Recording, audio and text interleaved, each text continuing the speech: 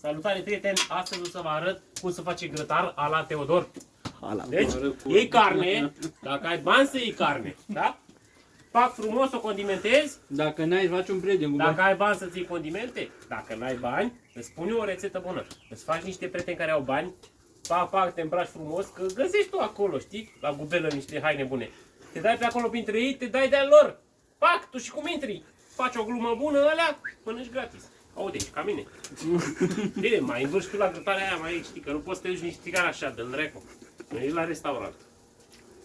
Și Nu mergi să vrut cea mai să bună- o întorci.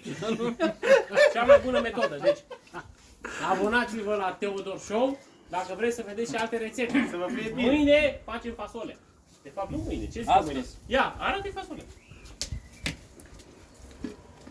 Ia uite fasolea. Mamă. La oana de pământ.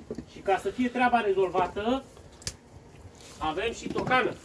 Uite, tocană picantă.